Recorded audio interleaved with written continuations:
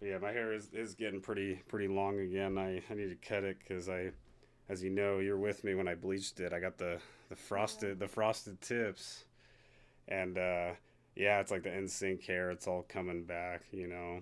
Because me and you, we've been talking about this for a while. You know, Oh yeah. 30 year nostalgia cycle. People say it's the 20-year nostalgia cycle, but I really do believe it's 30 because like it's been a consistent trend. Like I mean, since the 80s. I remember the 80s. You watch like Back to the Future. You're like, what is that style with like the big shoulder pads and like and that what that is like they were trying to be like the 50s but futuristic. Like that was like. I mean, you really see it goes that deep, and it's like a big marketing thing. Like, I mean, they teach this in schools. Like, you know, it actually starts with in the 80s, the Memphis group. As you know, like the mid 80s, there was a group of like these like surrealist postmodern artists and they got together called the Memphis group and they made like the Hmm. squiggly lines and all that postmodern kind of furniture. It was a furniture line actually, but then it evolved into an art movement that lasted like I mean, you were there. You saw it Yeah. probably till like Oh, I was there. 1993. I mean, early 90s definitely, Yeah. but like 1993 and 1994 probably as you know is where it kicked off. It was like Windows 94, Hmm. you know, Windows 95 because I mean my mom when she was in high school she was letting me know about the DOS computers. Like she learned typing on like a DOS. I mean I think it was a typewriter like a physical typewriter first and then a DOS, but I think it was Windows 94, 95. They introduced, they went from that like DOS system of terminals to the more friendly user interface, you know, with the Yeah. clouds and all that. My family's first computer we ever had, I think it was like 1996 or 1997. I was like a baby, but it was a Gateway. I don't know if you remember Gateway computers. Yeah. They came in a big white box that looked like a cow. Like it had like the cow print on the side of it. It was pretty cool marketing on that. And my mom, she got me a bunch of computer games. Like the economy was way better back then, obviously, as you know. Absolutely. And she got me like Reader Rabbit, Blues Clues, like. But it was like I swear she had like the CD book with like 100 discs in it. Oh yeah. And I remember like my favorite one, like I remember she spent like all that money, even though it wasn't that much back then. She spent all that money and like we had the cereal boxes. They would come with the free CDs sometimes. And Hmm. dude, Pajama Sam, oh my god, dude, that game was like a like Chef's Kiss, mwah, like masterpiece in computer games. You know? Yeah. Yeah, we had those CDs, but my brothers would lose them. Okay, I would lose them too. Let's be honest.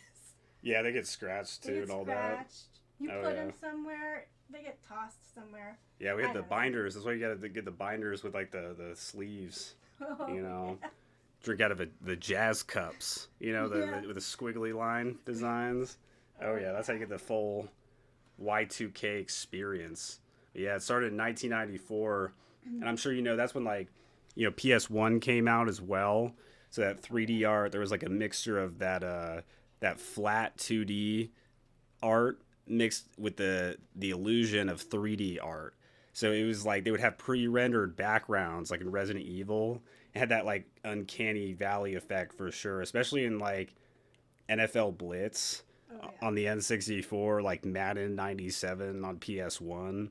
Like I remember my stepbrother brought his PS1 over and like he was playing Madden. I thought the graphics were like nuts at the time, but like it was just so weird because I was like, I remember you could like I would always like run off the field into the end zone, like into the. I'd be like, I'm going to get the showers, folks. but but I always thought it was so weird too. You'd play that game or like Splashdown or Wipeout or whatever it's Oh called, and like you yeah. look in the audience and they're always like cardboard cutouts. It was so like even up to like Wii Sports too. Oh, It I was like loved Wii Sports. yeah, like but like it was like a very uncanny valley effect. Like I always think in those old games, like the 3D games, like there's some mysticism to it. Like, what if you were there? You know, like Yeah, especially right? those like floating block places, like in Mario. It's like so scary, dude. Like, oh It's yeah. true. We did Mario Kart and like we did Rainbow Road, and I remember my nephew. The My nephew would always beat me in Rainbow Road, and I'd be like, "You're younger, so I can't like try and knock you out, and I have to deal with the fact that you beat me in Rainbow Road." Yeah, that level's a bitch. Oh man.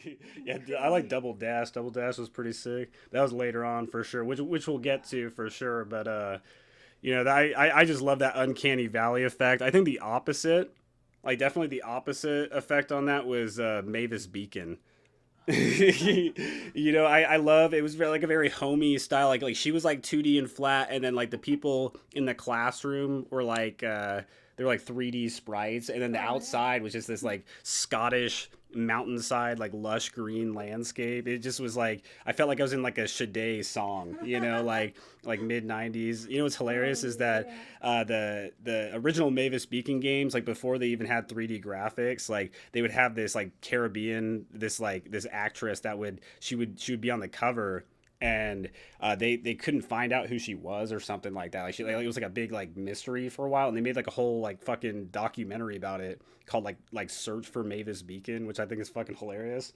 And That's funny. yeah, oh yeah, yeah.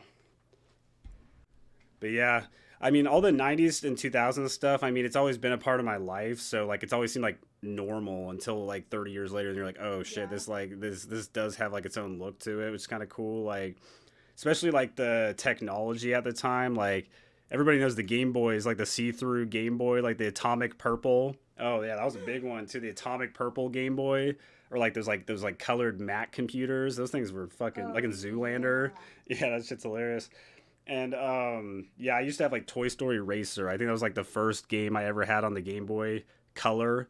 And it was dog shit. That game Yeah. was fucking dog shit. But like I remember my brother had a color one of those colored Mac computers. Oh yeah, those things were They were sweet. so cool. Oh yeah, you get Napster on that. Oh yeah, and then you get I had a on the Game Boy too.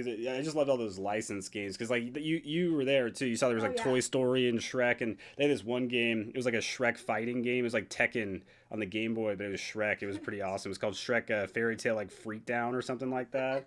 Yeah, that shit was hilarious. My favorite game on the Game Boy Color was Spider-Man 2, the Sinister Oh. Six. Yeah, that game was ballin'. That was before like Marvel ruined everything. Yeah. But that was like when Spider-Man was like awesome. Like a Stan Oh Lee was yeah. like on cocaine and shit. Like that shit was hilarious, dude. Like yeah, I love that. And then yeah, then there was like CD players, Like back I remember we used to have that I used to have that motherfucking thing on me, at all times on that.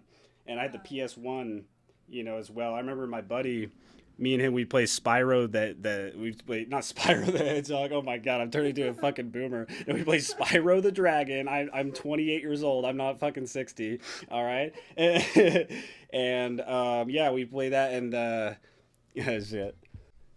But my buddy actually I had two PS1 friends. I had two PlayStation friends. Like my family was like, my mom was like, oh, you got to have the Nintendo because you got Oh you yeah. gotta you have little brothers. You gotta. And I'm like, and all my friends were playing like edgy PS2 games. I was like, motherfucker, dude. Like I was so pissed when I was 8 because of that shit. But I would always go to there was always two friends and they're in my neighborhood, so I could always just walk over and see what's going on.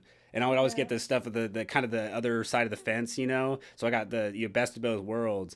And keep in mind, this is before social media. This is like when you had to go on like Newgrounds and Oh like yeah. fucking like Netscape Navigator and shit like that. Oh yeah. Oh yeah, and then but yeah, speaking of the Game Boy, real quick, like my brother, I remember I was always jealous because he had this special edition yellow Game Boy Color and had Pikachu and Jigglypuff and all the Pokemon on it. Nice. Yeah, it was pretty fucking cool. And I remember I was like, dude, I got, I mean, I got the, I was like, I got mine see through. At least mine see through, which is pretty cool.